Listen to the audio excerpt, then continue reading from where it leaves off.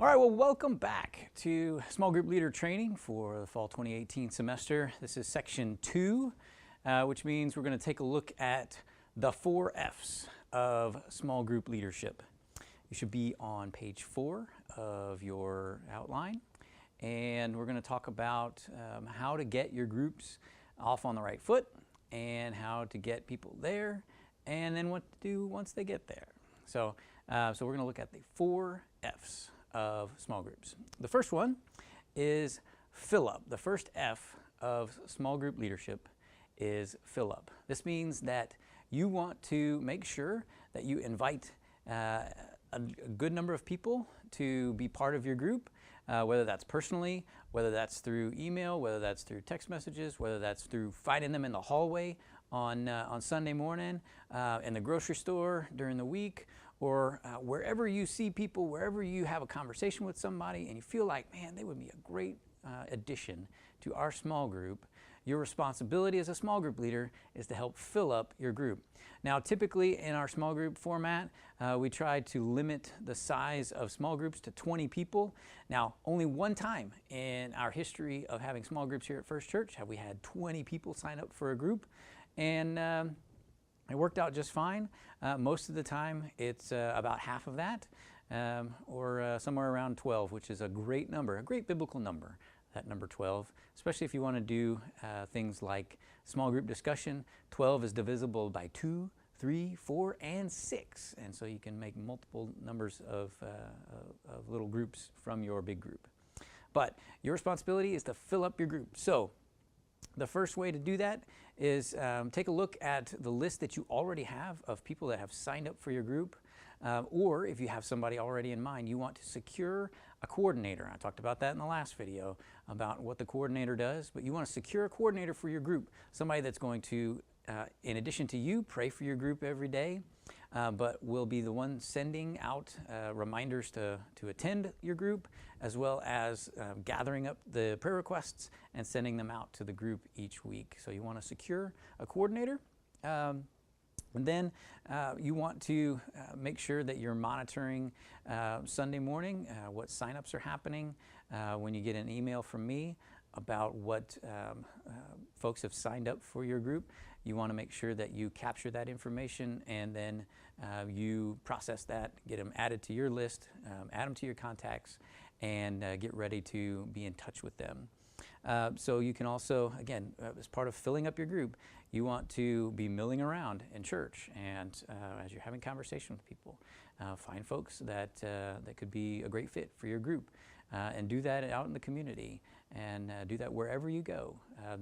Your leadership in this group starts with filling it up. So think about outside your church. Who's in your neighborhood that might be a good part of your group? Who's in a civic club or something like that that you're a part of that would be a good addition to your group. So my challenge for you on the fill-up part of your of leading a small group is to think about 4 people outside of this church that you can invite to be part of your small group. And so I've left you space on your outline to take just a minute and write down a few names of people outside of our church who would be a great addition to your small group. And then you want to go and invite them to be part of your small group. So I invite you to take a minute to do that. You can pause the video and then come back to it once you've gotten all of those names ready, and perhaps even looked up their contact information out of your phone or off your email, and then you can hit play again, and we'll keep on going with the second F. All right, the second F of leading a small group is follow-up.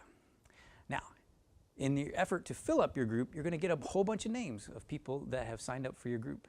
You want to follow up with them in order to let them know that you have received their information, that you're excited about them being part of your group, and get them all of the pertinent information that they need to be part of your group.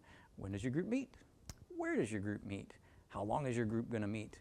If they need childcare, tell them about where childcare is if your group is meeting here at the church.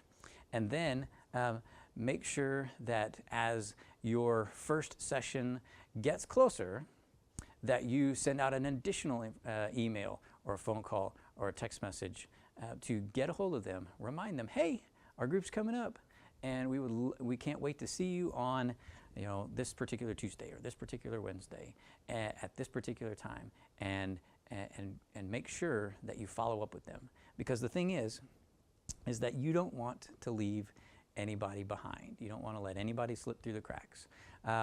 So that's the initial stage of people following up with people who sign up for your group. Now, once your group is already started, you need to continue to have conversation with them and communication with them. This is where your coordinator comes in, that you need to have those two ongoing communications with your group every week. One with the prayer requests, and two with a reminder that, hey, in a couple of days or in a day, our group meets again at this particular time. So you have ongoing follow-through and follow-up with your group. So my challenge for you in this second F of leading a small group is to not let anyone slip through the cracks. All right, so we've talked about two F's so far: fill up and follow up. The third F is focus. This is where you turn your attention to making sure that you are doing the very best you can to lead your group in a focused kind of way. So this means you pray for your group every day. I mentioned this before, but you put your list of people in your group in a place where you'll see it every day. Maybe it's on a Post-it note, and you put it on your bathroom mirror. And while you're brushing your teeth, or putting your makeup on, or shaving, or whatever, you pray for each person individually on that list. Whether there's 5, or whether there's 10, or whether there's 20. You pray for them every single day because you've put that list in a place that you remember to see it every single day. Then when you focus on your group, you make sure that every time you have your group meeting, you have a plan in place, and you have all the necessary materials that you need to facilitate your group conversation. So that means that you have read the material ahead of time, that you have prepared and you have prayed ahead of time to be ready to have sort of initial conversations with folks as they get there, and then dive right in to the content when the time is right. And lastly, when you're focusing on your group, you need to make sure that in that first session, you lead your group through two things. One is the small group covenant, and we'll talk about that in the next video, where you talk about how this is what our group does. This is who we are, this is what we're about, and everybody signs off on it, asks any questions that they have. That's the covenant. And then the other piece that you want to introduce in the first session is your syllabus. Now, for those of you who've been to college, your professor gave you a syllabus, and this was the week by week or the day by day readings and assignments and when the tests were and all that kind of stuff. You don't have to have something that drawn out to lead the group, but you do need to know, and you do need to tell them, okay, these are the weeks we are meeting, and these are the weeks we're not meeting, and these are the reasons why we're not meeting those weeks. And for each week, if you don't tell them what the readings are, then they won't know what to do. So you need to make sure that you have a plan in place of how to attack your material.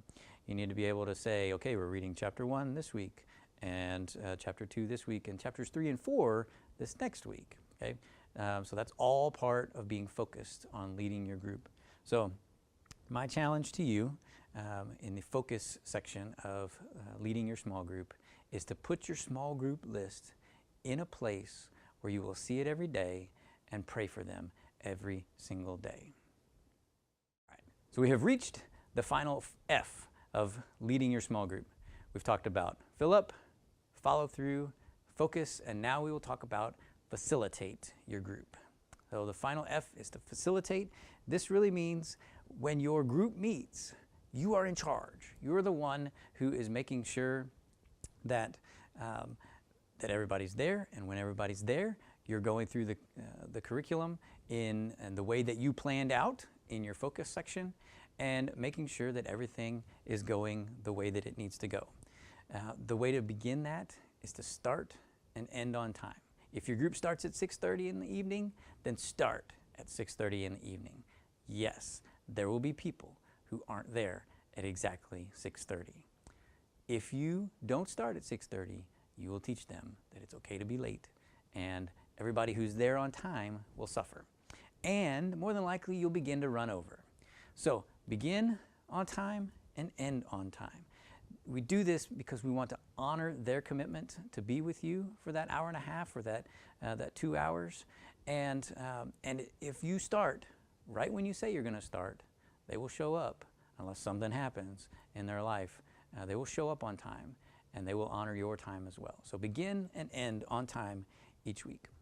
Also, part of facilitating is encouraging discussion. You are not the expert, okay? Just let me get that right out there right now. You did not sign up. I did not have you sign up to be a small group leader because you were a biblical expert or some sort of theoretical expert or a counselor or anything like that. You are a facilitator. You are a discussion leader.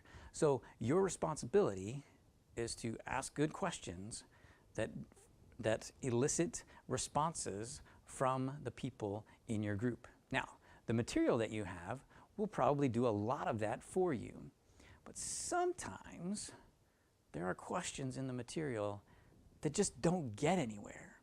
And so your responsibility as the leader is to help move those things along. If something just falls flat, redirect. Find a way to engage the people with a conversation around that material in a way that question didn't get at. Okay, that's part of your responsibility, but you don't have to have the answers. Also, you're gonna have that person. You already know who I'm talking about. You're gonna have that person in your group who wants to talk all the time. You're gonna have to deal with that person. And and in the emails that I will send you each week and your just-in-time training, I'll give you some tips and tricks on how to deal with them. But you're going to have somebody that tries to monopolize the time. Your responsibility as facilitator is to make sure that you can redirect, that you can engage somebody else. You can say thank you. You can affirm what they have said, but find a way to move them off of the stage and allow other people to respond to the questions and to engage in the conversation. And then you're going to have another kind of person. You're going to have the person that talks all the time, and then you're going to have the person that doesn't talk at all. Okay? You're going to have the wallflower who just wants to sit and observe. Your responsibility, again, as facilitator, is to draw them into the conversation. If you have to point blank ask them to respond to a question, do it. It may feel awkward at first, but they may just be waiting for that moment to open up for them to speak. So deal with people who talk too much, deal with the people who talk too little, and facilitate conversation that way. And then finally, you provide the 2 C's to your care group or to your group. One is care for your group, praying for them, making sure that if somebody misses, you're attending to them and making sure what's going on with them. And then the second is communicating to the staff, communicating to me, finding out what's going on. If somebody in the hospital, did they have a death in the family? Is somebody lose a job? What's going on that made them miss or that they're really struggling with? Let us know so that we as a church can be, so that we can care for them and that you as a group can care for them as well. So communication and care to the group. Those are the 2 C's. And then you want to serve as a group during the semester. And again, you get to pick those projects, whether they're inside the church or whether they're outside the church or connected to the church at all. We want you to serve together as a group to be a witness as the body of Christ into our world. So my challenge for you is related to that last piece, is that in facilitating your group, I want to challenge you to be present at whatever service opportunities you have coming up for your group. So if your group schedule is to go serve at the food bank or to help at dinner bell or whatever it is, be there as the group leader. Lead them by example, because that's why you're a group leader. Now, the next sheet in your packet is just a checklist of all 4 of these areas of Philip, fill up, follow up, focus, and facilitate. And the checklist is all the things that I've just gone through. So that's there for your reference. Kind of, my guess, my hope for you would be that you pull it out of the packet, and as you, over the next few weeks, as you're getting ready for your group to start, that you take a look at each of those things and mark them off and say, okay, I've followed up with everybody that Dean sent my way, or everybody that I've talked to, and I've made a list and I'm praying for them. I've made sure that I've got a plan for everything, and you just boom, boom, boom, boom, boom, knock out all of those checklists, and make sure that you are fully ready to go. Now, the most important way that you will start your group off on the right foot is that very first session that you're together. And that is going to be what we talk about in our next video.